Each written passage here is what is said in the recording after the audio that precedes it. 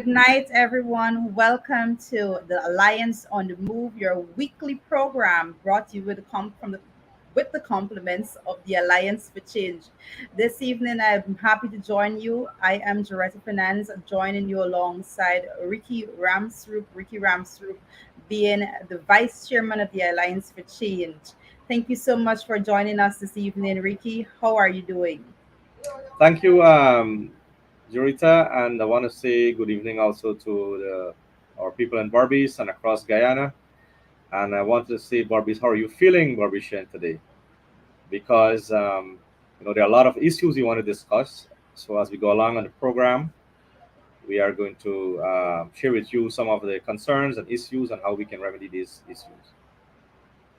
That is correct. Well, guys, we have a packed program for you this evening. So we invite you to have a comfortable seat, grab a cup of water or something. Let us go through the next hour with all of the information we want to unpack for you. The first thing we want to begin with is what is troubling Guyanese throughout the length and breadth of Guyana, every administrative region. And I know it's the same in Borbis because we have been receiving lots of reports as to the cost of living and how persons are finding it extremely difficult to deal with the increase in prices over time.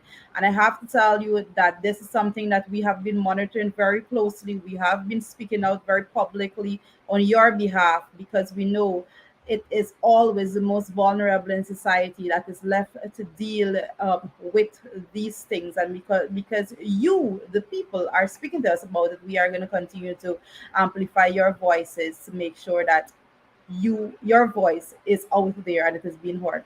The first thing I want to talk about, I want us to touch on a little bit of what is going on. And guys, you would have been following at the level of the National Assembly the fact that at the beginning of the year, there was a big announcement that 4.1% is the target for the inflation rate at the end of the year. Now, I want to say, first of all, that 4.1% is not a target that nobody should be looking forward to because back in 2019 and so forth, the inflation rate was 0.9% at the end of the year. So you knew back then that it is possible to keep the inflation rate low. I have to tell you, very, very sad for me to report, but I'm just telling you as it is being reported by government agencies, and I'm bringing these numbers for you from the Bureau of Statistics as it is right now. The last report coming out from the Bureau of Statistics, which would be the May to June numbers from May to June would have brought the inflation rate from January of 2022 to June of 2022 to 4.9%. This is what we're looking at right now. So half year, the numbers have already, at the half year mark, the numbers had already surpassed that of the PPP's target for 2022. So we know right about now today it is the 13th of August, and I can tell you that number is over 5%. And the Alliance for Change, I mean, the sad reality on the ground is that we have projected the inflation rate to be at the end of the year, at the end of 2022, to be more than 8%. And it appears that that is exactly where it is going. This is very, very sad news. But again, I say that these numbers are coming from the Bureau of Statistics, and a lot needs to be done as it pertains to the cost of living. What does it mean for you, the ordinary Guyanese? It simply means that what you could afford it to buy 3 years ago, you cannot even attempt to go to the stores with the money you have now to buy that.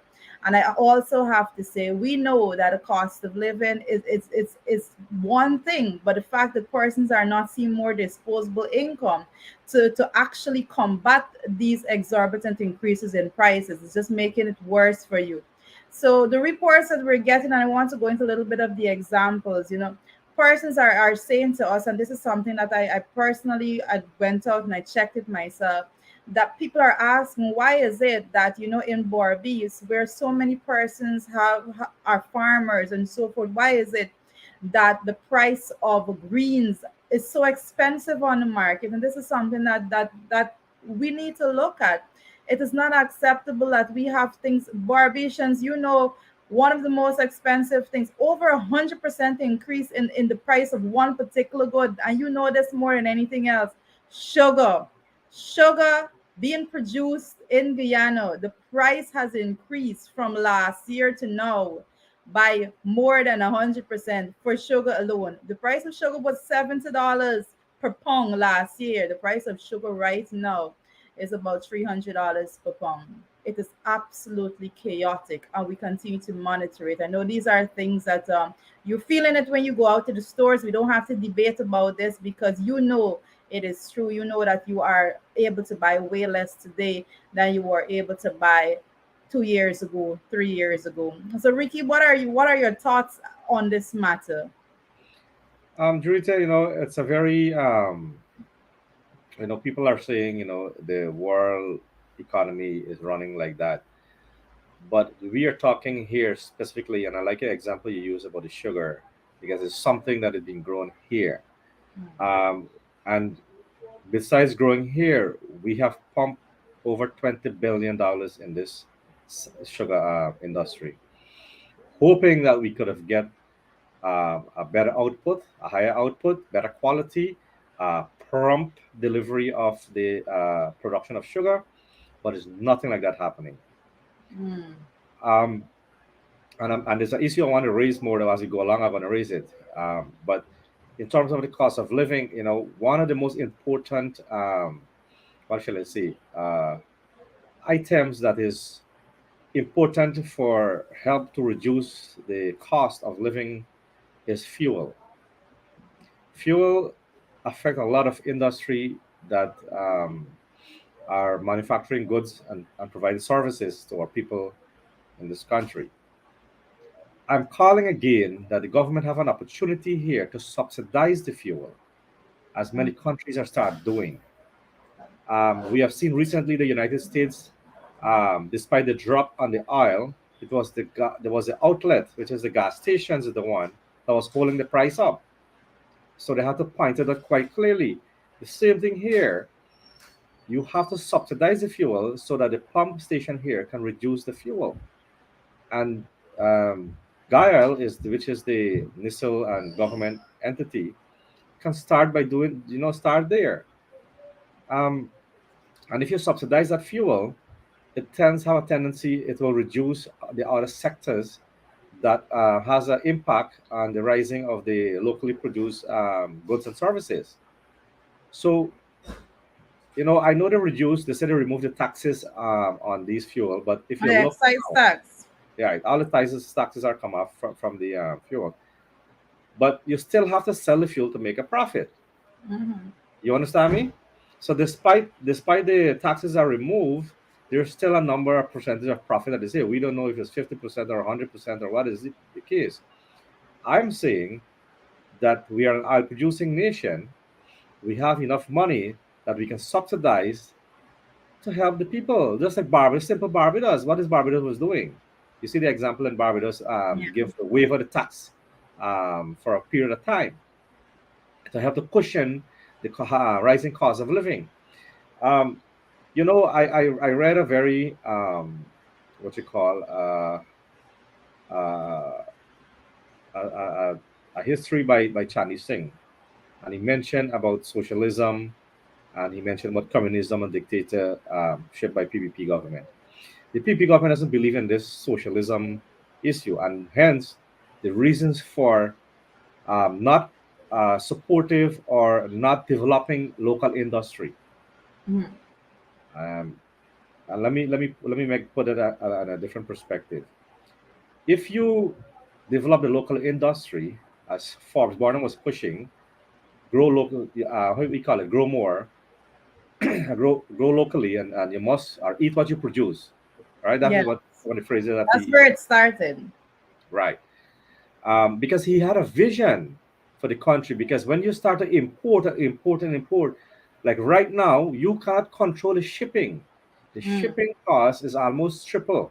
Some are four times. You understand? But if you were producing a lot of our product that we're importing, then you could have really dealt with this easily. Yeah. And Guyana has ample Jurita. Guyana is in a strong position. Mm. You understand? A strong position to ensure that it can be sustain itself, um, food security, Mm, and energy independent. yeah. Major things that we are very poised to do that. I don't know what they're thinking. Yeah, but I actually want to just weigh in on two things that that Ricky just spoke about, and first of all, we hear so much about fuel price and fuel price going up on the world market and all of that, and sometimes I question whether or not the people that are speaking actually sit down and realize that they're speaking from the position of an oil producing country, right? Because the very fact that we are an oil producing country means that every time the price of fuel goes up, it also comes as a benefit to the country. The issue is the way in which the money is being directed, and this is where we have a problem altogether. We have an issue with the money not being directed into the pockets of people. We have an issue with that because you're not giving people spending power. So, because of that, you're crippling the local economy tremendously. People are not being able to have more disposable income. They're not able to go out there into the markets that so many of you in Barbados have your shops, and so many of you have your produce there at the market. Persons are not being financially empowered because even as the fuel costs is going up on the market, the government of Guyana is not putting any measure in place to direct some, we're not saying all, to direct some of the benefits, some of the finances that is being gained from fuel and these increases in price of fuel on the world market. Those monies, just some, we're saying just direct some of it into the pockets of the people that actually have to go and shop. So persons listening to us right now this evening would know that they're either on the side of people going and purchase or they're on the side of the people that are selling. And either ways, once the resources are directed to you, the economy will grow, the local economy will flourish. But what we're seeing right now is that that is not happening at all, and we have an issue with that. So I'm glad that Ricky actually brought up at that point. You know, I think I'm missing the second point, but I can't remember the second thing that Ricky was speaking about just now. I don't know if he can give me a reminder there quickly. But the cost of fuel is one of the most talked about when persons are referring to inflation rate. I think you're muted there, Ricky. Sorry, but the energy was the other one. Yes, energy. You know, we have been, oh my goodness. So, when we're talking about energy, very recently in the National Assembly, $4 billion was actually allocated to GPL. And I don't know how you're feeling it in Barbados yet, but it so happens. The reality on the ground is that since the PP administration took office, GPL is in total chaos. Monies are being allocated to GPL, but what is being done with those monies, you know, we beg to know the answer to that because it so happens that we are seeing blackouts practically every single day. We would be lucky to go through this program without blackouts, so we just have to, you know, as old people say, knock wood. But we have some serious issues, and the biggest issue we have is that resources are not being managed efficiently. The issue is not what it was before. Prior to now, our issue in Guyana is that we did not have the resources. You know, we didn't have it. We didn't have the money to do all that needed to be done. But now the issue that we're facing that even with the resources, it is not being managed efficiently. It has to be managed at the point that it empowers you, the people, to be able to elevate your standard of living. And I think it's absolutely important that we continue to speak out on your behalf. And I have to say that I know the farmers market and all of those things. You know, a lot of persons had a lot of hope that it's going to do great. You know, but a one-stop idea, a one-a-day initiative, it doesn't change what is going on in the economy, in the local economy. It doesn't change the situation in the community, and it doesn't change your situation as a farmer for you to just have a boost in sale on a one-day occasion. That is not something we're looking at. So we need to have measures in place that is going to guarantee that when you take your produce as farmers there to the market, you are not only benefiting from the sales, but the people are actually empowered to come to you and shop. So we continue to say that we encourage you to continue to speak up for your rights. We continue to ask that you take to whatever platform you have available. You know, if you want to write to the news, you write to the news. Do all that you can to make sure that you explain yourself what is going on at your level. Let your voice be heard. We are going to continue to do our part. Yes, Ricky, I think you were going to chime in there with something. Yeah, absolutely. You see, when we speak about the governance, and I wanted to bring it in the perspective of the non-oil and oil economy, Yes. um, because and we have to compare non-oil economy versus oil economy. Despite they took the money from the oil money and pop it into the consolidated fund, so you don't know exactly which direction it's going. Despite we are calling numerously, to show us exactly where the oil money is spent. Now it Mm, was an additional benefit. That's not additional benefit; it's an additional income the AP and UFC government brought in 2016 when they signed that deal. Now, I wanted to make this quite clear to our friends and our viewers here. They went to the camp, the PP went to the campaign trail talking about the revision of the contract. Hear me clearly here. Did you see the recent statement that made by the president? He well, they're backtracked. saying Oh, now that there's not. no urgency to That's right. That's revise the right. deal, right? Basically, that's Yeah. what they're saying. Yeah. All the Um, ministers suddenly know that there's no urgency and no need to, and I think one of, if I am to quote directly, I think one of the headlines in the article basically said that it's not, the deal isn't so bad after all. you know so right. Now, when yeah. we were saying it, they go on propaganda and propagate this whole thing about Mm, with a bad contract and we're gonna revisit the contract. Guys, we were telling you this is one of the best contract, and I'm putting my thing aside because if you look at the amount of oil that we got versus the other countries that they're comparing to, you understand me? We are superior to all. We could be a number one oil producing country in this continent, this part of the world. And I tell you this, by 2027, by 2027, and more FPSOs are out there, you're going to see this economy. But if we don't, as you said, Jurita, if we don't manage it and govern it properly, we're not going to see the result. As my friend Winston Jordan has said, the Dutch disease is already here. yes.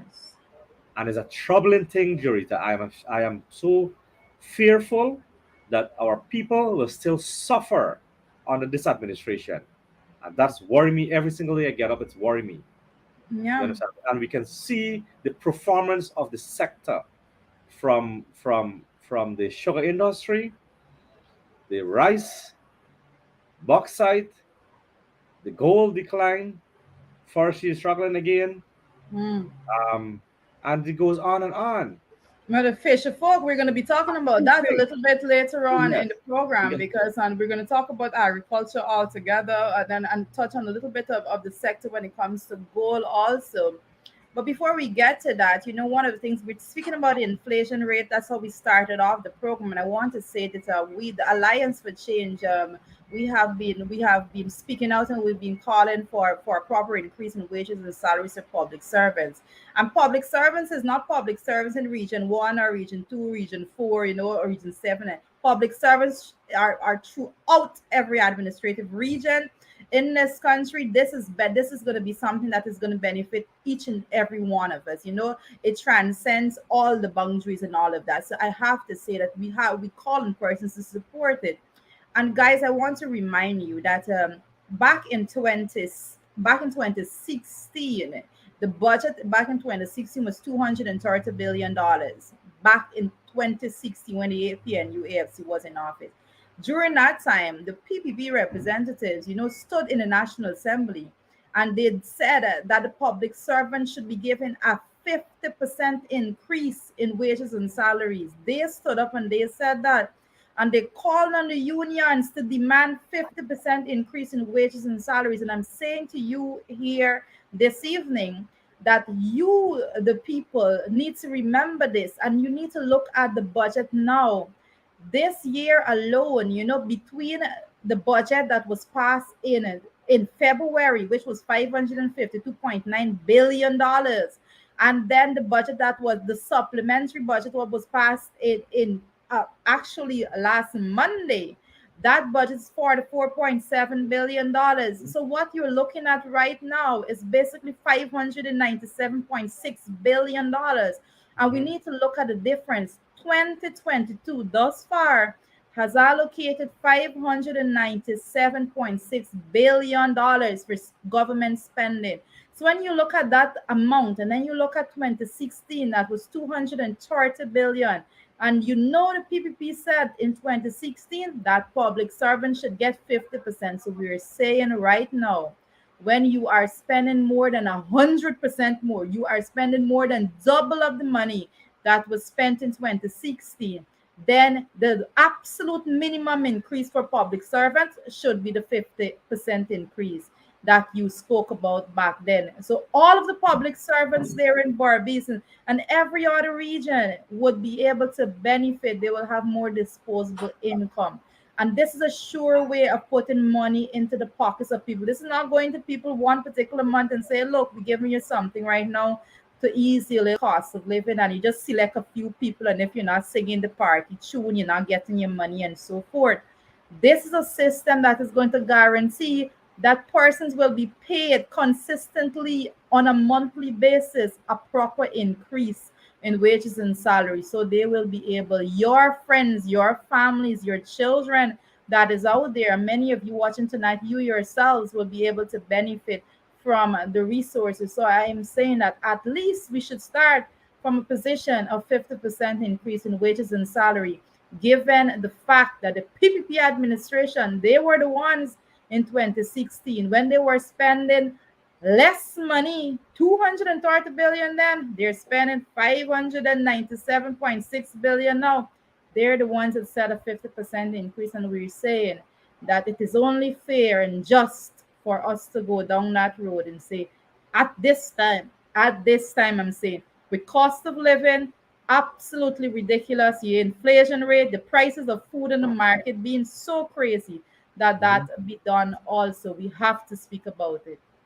And as we move forward, Ricky, I want to speak about the cash grant being distributed, particularly the cash grant to the fishermen. Guys, folks, you're joining us from Barbies. You know this firsthand. You know what is going on with the distribution of the cash grant. When it was the cash grants that was given to farmers that were affected by the flooding, well, the monies that were supposed to be given to those persons, the corruption that was entailed in that process.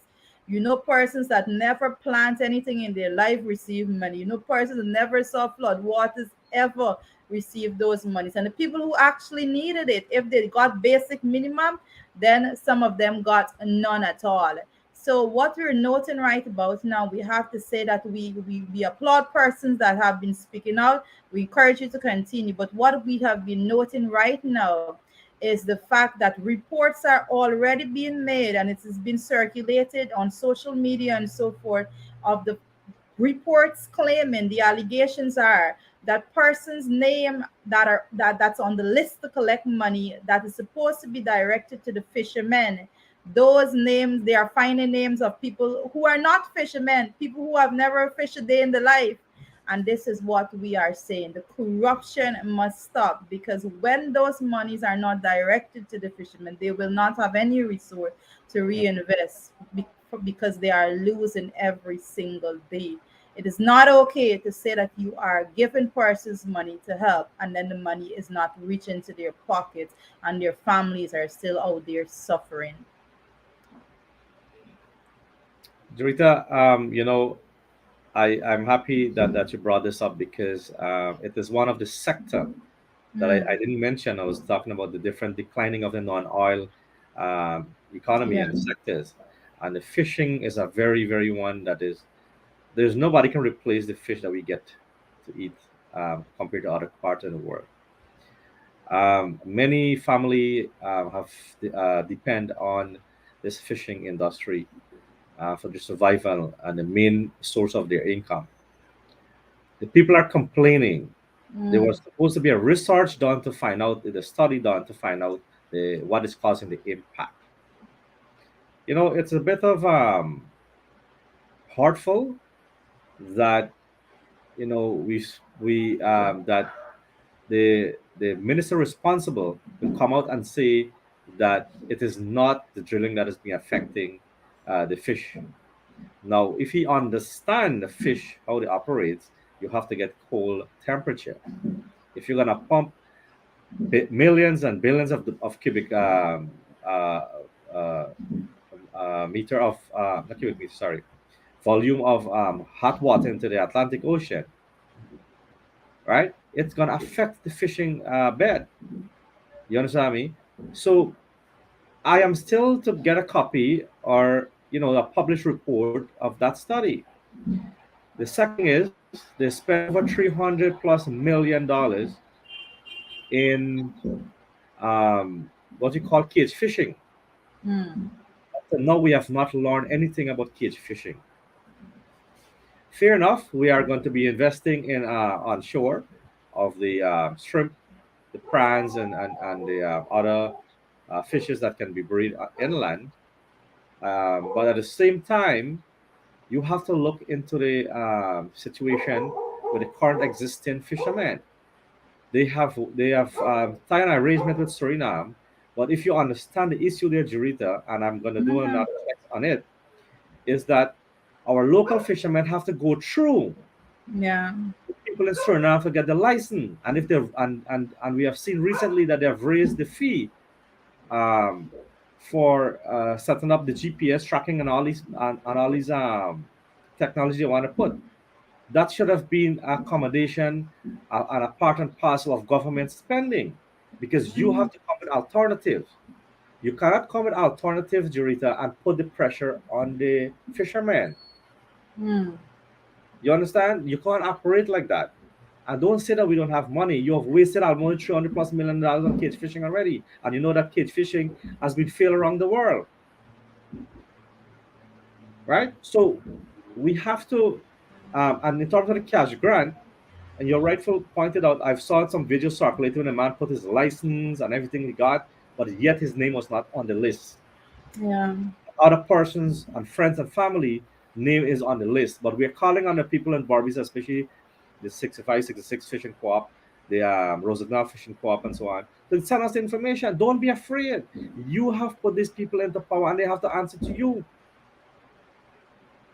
and you have the power to put them back out of power. Show them that you're in charge. So you have to get up. You have to stand up for your right. That is your democratic right. You know, so you not been don't frankly victimized. You already been victimized by not receiving the cash grant. So come out and speak and highlight your issues. We have offices in Barbies. We have offices in Georgetown. You can call us anytime, and Mm.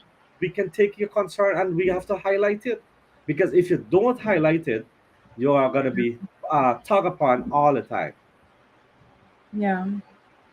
And it's the same problem. It's the same problem that there was before, and one of the things that we have to look at, and I told persons this prior, and I'm going to repeat it on this program here again this evening. When monies are allocated, for example, let us go back to what happened with the flood relief money. The flood relief money was put there. The arguments that was made, it was for the money to be placed back there. You give the farmers that lost so much because of flooding, you give them money so that you compensate, rather, so that they will be able to have money to reinvest into farming. But what happens is when there's corruption, the corruption that you're seeing right now, widespread corruption, people that never farmed and so forth actually collect the money. When they collect the money, the actual farmers didn't get this money. And when they don't get the money, what happens?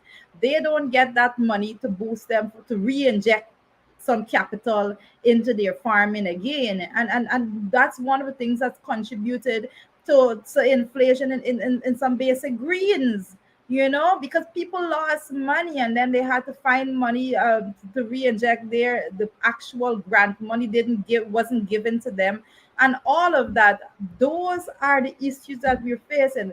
When it comes to the fishermen, this is a sore issue. We're getting the reports coming in for those persons who are not only putting up. I know that one guy that Ricky spoke about. He just put it all out there. He's not a politician. He couldn't care less about politics, but he is speaking about how it's affecting him, and it Hmm. is not acceptable that someone, he has his license and everything, a fisherman, and he's not on the list to receive the money, but then he's saying persons like bus drivers and taxi drivers is on the list to receive monies. The problem is, and you have to call it out, it's not okay. I don't care who come and try to convince you that this is okay. It's not okay for political representatives to be used when it comes to the distribution mechanism, who actually is in charge of setting out who gets these monies and so forth. That is how the corruption starts, and you have to understand that. You have to understand that you have representatives there, elected representatives at the local level, who can Hmm. actually go out and facilitate these distributions without having political hacks here and there who can try to stick in the friend and family to get money that is not allocated for them. It is a real problem. But more importantly, what persons need to understand is that a one off cash grant relief doesn't solve the issues that are being faced by fishermen. It doesn't even begin to solve their problem. You put in a plaster on a sore, and I have to say that fishermen deserve better, because the fishermen out there, they're looking for to make sure that they can feed their families, not just for 2 weeks after the cash grant money comes. They want to be able to go out there and work in a safe environment. And I say safe because you're reading the reports as to all that is happening out there when it comes to the safety of fishermen. They want to be able to go out there, and when they put down their nets, they're bringing up their catch is of the magnitude that they can afford to survive and their family could afford to live. That is not what we're seeing. We're seeing reports right about now about fishermen speaking that when they're putting down their nets, some of them putting down their bins and so forth, they're bringing up pure mud. That is what is happening. And no amount of cash grant don't solve that issue. It doesn't even begin to look at the issue. It's as though the administration is saying, we're going to give you a little bit of money and you should shut up about it. That's not okay. You deserve to have your sustainable livelihood that you have been used to continue, and people need to be honest about it. The Minister of Agriculture have to be addressing this issue. There must be levels of compensation if the activities of the oil sector is tremendously affecting you. And I have to say it was Dr. Vincent Adams right here on the Alliance and the Move program that spoke to you, and he said that when there is no studies, there's no baseline data to say this is what it started at, this is how many catches and so forth fishermen was Yeah. having. So in the future, if it is significantly reduced, then there is a number for them to work with to see how they compensate. That it hasn't been done, and it's not okay. It's unfair. It's unjust to the fishermen the way in which things are happening right now. Absolutely, Jurita, because you have these studies, and as I say, the studies are so important because from we just call it baseline information, so Yeah, that our future generation can pick up this information and say, you know what, in 2022, this was the baseline information when coming yeah, from a report stating that is now 10 years down the line, they compared the statistic to show that you can know exactly how to address the issue. yeah. If you don't have this baseline information and the research done, you will not know how to address the issue. And this is Mhm. why they're failing. They're running here, there, and everywhere. You Yeah, understand? They're running helter skelter, and that's why we keep giving them a poor governance performance. You cannot run the economy like that. Look, people say we were slow when we were in government, but because you have to do the study. And every single thing that we have done, every single thing they come and admit it is true. From the guy yeah. Suku to the Yes. oil contract to the hydro project. Come on, people. You have to listen. Every single thing we do research on and talk about, they're now coming and admit it. We were not lying to you. We were telling you the truth because we got done the research. Research is important. Data is important. Report is important. Recommendations is important. So we had all these things. Now they are finally admitted day by day. When we were right sizing the sugar industry, they said, "Oh God, Ramjatar closed down Canada State." Yeah. No, we had to right size it to ensure that it's profitable. Yeah. We're spending Rosal Estate again. Again, they put another $3.4 billion there again.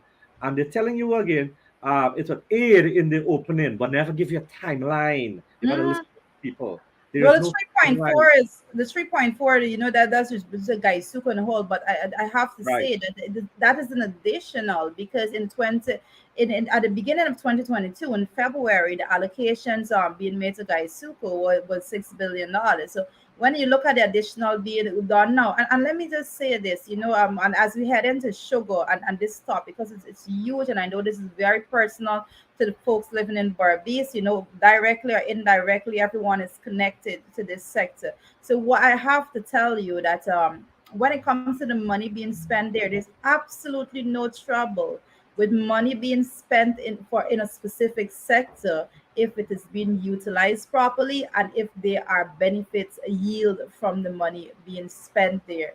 I have to tell you right now that ever since the PP administration took office in 2020, um, they started in 2020 and then they had their first full year was last year 2021. And let me tell you, they preached and preached and preached coming up to the 2020 elections that they're going to do so much for sugar. They said that AP and UAFC did not do well with sugar and all of that. In 2021, when after their first full year in office, full year, no ifs and buts, they had the full leverage to get everything done with sugar. In hmm 2021, their production was nowhere close to the production back in 2019 under the APNU AFC administration after right sizing what have been done there. And I have to tell you, these are the things that you need to understand. These are the things that we need to continue to look at. So when we come out and we speak about this, we're speaking about it from a position of the facts. The administration knows, and I have to say this again, every year every single time they come to the National Assembly, they're not coming and say, for example, that they're going to be producing more sugar next year. What they actually come and say is they give numbers, and this is what they're not telling you. They give figures every year. In the 2021 budget, they said they're going to be producing less than they produced in 2020. In the 2022 budget, they're saying that they're going to be producing less than they did in 2021. So, in essence, what they are doing is that they are completely scaling down on sugar whilst they are pumping more monies into the sector. So, the big question comes about now, where is the money going? Where's all of this money going? The factory is not open. They've been promising for the factory, like Ricky just mentioned, to be open. It's not open. So where's all of this money going? I think we had some very daring allegations being made by none other than Tony Vera. And I know that this is a very much substantive part of the conversation this evening because we cannot ignore these allegations, and investigations must be done to ascertain what really is going on there at Guy Suko because this is taxpayers' dollars. When I talk about paying public servants more, these monies could have been directed to your children as working as public servants in this country. So it is not okay for money to be directed into this sector that is not producing more. It's not producing more. And more darning, I have to say, that there's allegations now that the process of spending the money that is put into the sector is done in the most corrupt manner. I know Ricky wants to speak about this some bits. I'm going to give him the opportunity to have his go at it right now. Thank you, Jurita. Look, the allegation that was made there, and in fact, I want to talk about the video and the recordings. Sorry, the Mhm. recordings that was sent out, and I think that everybody get a hold of the recordings. And you know, as director of boards, I was director on boards already, and I Mm, can tell you the directors on the board had a right to fire the CEO of Gaisuku. mm, They had the right to fire him. And if I were them, I would have made the recommendation and fired him and let the administration, whoever the president and whoever vice president wanted to step in, let them step in. But as a board, the first principle you're supposed to be doing is to fire him or suspend him from Gaisuku, pending investigation. Not resign. So I saw Tony right to raise it. You understand me? I'm happy he did. He stand up for what he believes in. But at the same time, he should understand the power that he has. Yeah. You understand me? Highly recommend to suspend him and pending investigation of the same articulated tractor. Mm. You understand me? The problem is the tractor. Now, let me tell you this. I started working in Gaisuku in 1995. That's when I left high school, 95, 96. And during that time, I was in McTill, the same land preparation and planting. That was my specialty. I trained tremendously on it. I put my hand in the soil to pull out cane to tell you how much joint these people, the cane joint that they planted. I've been there, cross trench, naked skin as I born to go into those fields. So I've worked in the fields. The tractor that was used here, Jurita, is what we call a Fiat tractor. It's one of the best tractor that Gaisuku will ever have. Then we have the Massey tractor, right? Every single cycle that under the PUP in government, when it comes to Gaisuku, they're experimenting of tractors. They have New Holland, they have John Deere. We have tractor distributor right here in Guyana, John Deere and Massey. If you are to bring a tractor in this country, Jurita, and you have a support service here, which one would you go to? As a member of a Gaisuku board, what would you recommend? Is to go bring another tractor out of the country that you got to go bring in parts, or you're going to bring one that here that you're going to have a support service right here in the country and support your local distributor. So Tony Vera pointed out clearly that there was corruption in this deal. You understand? And it ought to be investigated. And you asked a question just now. You want to know exactly where the money is spending. Yeah. This is where the money is spending. Yeah. If you look at the maintenance cost of one instructor, and look, there was a trial done on two instructor. Do you know that no members of the board was present at that trial? The board members have to make a decision on this process. You have to invite them to go and see the tractor. Now, I don't understand why you want to bring articulated tractor. We had this big, huge Fiat tractor. The Lock-in industry is using a lot of the Fiat tractor because it's very strong. And it can go pulling a lot of weight. So when you're doing McTill is a tillage where you have to plow these beds. They have the roam harrow, which is very wide. Sometimes it go like about 15, 20 feet. So it's huge to pull. So you got to get the power to pull it. Now, if the tractor that you're going to buy can't do that, then you're going to have problems. And that's exactly what happened to the two tractors trial. In 1 week, they had breakdown. 1 week. And they're still insisting on going in that direction. And they're still insistent. The president instructed them to buy two for a trial. And I respect the decision. But at the end of the day, I don't understand why you want to bring a new tractor here. The problem is not the machine and equipment. The problem is management of Gaisuku. And the Gao Union has pointed that Mr. Sipal Narayan, member of parliament, mentioned the right thing. And I have to give him kudos to call him out. Because he know, and the white paper we were talking about sugar and right sizing, Gao also were involved in that white paper, and he knows all the issues. So when he called out to say that the problem is management, he was absolutely right. In 1996, I said Gaisuku will fail as a young boy. And I had a choice to continue to have promotion to be supervisor or I get my ass to University of Guyana. You know what I did? I said, Gaisuku don't have a future. I'm going to University of Guyana. And that's how I left Gaisuku in 1996. So I started my university in 1996-97. So that period of time that I spent within Gaisuku, I knew as a little boy because I see the corruptions at every level in Gaisuku when it comes to administration. And up to now, it never fixed, Jurita. It never fixed.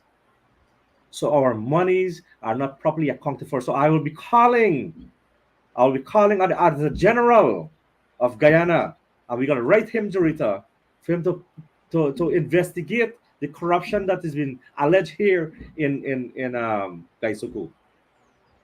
We Yeah. have to do that. We have to member of a young member of parliament. We have to engage the auditor general. He has a right to respond and to audit those allegations. And I think one of the most important points you just brought out, Ricky, is the fact that that the actual the board, they have the power to discipline the CEO. So there's actually absolutely, there should be no excuse rather as to why they're not going down that direction. You know, who are they afraid of? You know, is the CEO untouchable? Is that the position of the CEO at Gaisuko? And if so, who's protected who's protecting these allegations of corruption has been made there by Mr. Vera? We have to bring these things out for you the people to understand, because a lot of times, you know, people want to play politics with the sugar sector altogether. It is not okay for people to come and say, "Oh, we're going to give $6 billion to Gaisuko in February." Then they come and say, "Oh, we're going to give $3.4 billion to Gaisuko now, you know, by mid-year," and then you're not seeing the production going up. You know, as citizens, as persons, you know, I'm speaking to you. This program is being aired in Barbados, and I'm speaking to you directly. You know, you have to ask the questions. You know, all of this money going in, why isn't there better production? Why is it that the last best production we saw was under the APN UAFC administration? That is a fact. The 2019 production level is yet to be reached again by the PPP. They cannot get to that level after everything that they said about about the coalition management of sugar. It still is today the 2019 figure. They have not yet reached that number. And now you're understanding why. Because if you are looking to procure substandard products, what do you expect to moving forward if the asset that you're actually purchasing is going to break up and it can't do the work? Then they're going to have more money again, and it's not going to go to production. It will have to go to buy back new tractors, because the tractors what they want to buy wouldn't be able to work.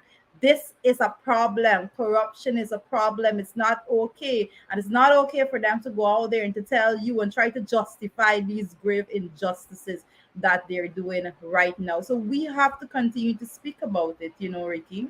Mhm. And I'm glad that you actually had the experience there working, so that you know exactly how these things operate.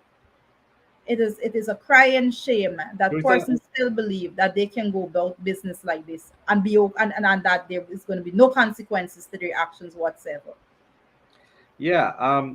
Look, the one and you know what is so troubling me is that if we're talking about sugar cane, Yeah. one plant, a plant that when you cut it, it grow back. Mm. With proper care and maintenance, it will grow back.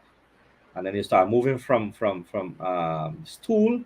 We have like raccoons, 12 raccoons. So sort of how you measure the thing. We had laboratory that experimented and ensured they have the best possible varieties. The only difference with the sugarcane, you have different varieties, and we had some very improved varieties of cane. Mm. You have to know the cane. There's this guy, and I wanted to mention his name here because I really admire him. His name was Pandey. At my time, he was a field manager. As a field manager, you know what he did? And that's why I learned to respect people in senior position who understand and love the industry. I saw him naked skin crossing one over the trench as a field manager, senior position in Gaisuku and Morris State. Crossing over the field, I got to check a planting. And you know who was planting those canes? I was supervising the planting of those canes. And for some reason, I saw him going in the cane. And I told the workers, I said, y'all is in trouble tomorrow if y'all do a good job. I will be in trouble too. And he come back to the estate, and he called for me specially and say, you know what, I admire you as a young professional, young man in the industry. And that's how I was recommended to become supervisor for that planting gang before I left. But I'm gonna tell you this, that you have to prepare, not to put a smartwatch on your phone and say you walk how much hundred of steps. No. Mm. To understand the industry, you have to be with the worker. You know where I'm coming from. You have to be with I the know, I workers. know. You have to understand how they're going through. You have to be there. You have to understand the system and the hardness, and you have to understand the care of that plant. You have to understand the care of the plant. Every single thing. has a cycle. And we used to practice something called in Gaisugu flood follow. Flood Mm. follow is where you can do either 6 months or you do 9 months. You just flood the field and then you blow the water out. Now, when you flood the field, you just throw the LGRP, something called the ragonite. It brings up the sweetness of the soil inside. I'm sorry I'm getting to this, but I want to tell you, I want to tell the people here in quarantine that I know about the sugar industry and I know exactly where the problems are. So if I don't explain to you and tell you how you to do it then, and you want to know why your yield is dropping, then some of the things that I'm telling you is how we should practice, and we die away from those practice because those practice is where I learned the techniques of planting sugarcane. So it brings the sweetness of the soil. The longer you can flood it, it's better for you. Mm. And then you do it in cycle. Now that we have you reduce the target of sugar production, you reduce the planting fields. You have an ample opportunity now to practice those cycles, and you will have a better yield. Your problem here in Gaisuku is management and yield. It's not the Mm. equipment that you're going to bring. Equipment is as good as the person who's going to buy it. Hmm. You understand? So I'm going to be I'm really disappointed that we keep pumping this money and not addressing the issue of Gaisuku. Well, the money is not being directed to benefit the sector, and we have explained that because that's the most important question. Because if the money was being directed to better Gaisuko, you would be seeing a higher production. That's for starters, and you're not seeing that, so you know for sure that the money isn't being directed to better Gaisuko. And you wouldn't be in a position as we having sugar shortage, in a country that the PP administration so boasts about sugar and all of that over the years. How is it that we are experiencing sugar shortage? Absolute chaos. Like we cannot believe that we are at the point where we are right now. I just said, the price of sugar, it's over 100% increase. From $70. Some places reporting as much as $300 per pound of sugar right now. So it's absolute chaos, and it's not okay. But one of the things, and then I have to speak about this, the PP administration, they have perfected the propaganda machinery to go out there and to give people the impression that they care. They have perfection the lie mechanism of it. That's why they went out there on the platform. They said they're going to make sugar great again, and they know that they were not heading in that direction. They said that the oil contract was the worst in the world. Now they're saying that, oh, it's not so Oh, bad after there you all. go. We have There you no go. we see no urgency to change that. They go out there and they blatantly lie to the people of this country. But one of the things that they have perfected the art of is making people believe that they care about everyone. And we have to be real about this. Yeah. When you look at who is benefiting from the resources of this country, you're going to realize that if you're not with the upper class, if you're not among the rich in society, nothing is coming your way. And the administration does not care how you actually manage on a day-to-day basis. When it comes to the cane cutters and those persons, the administration does not care.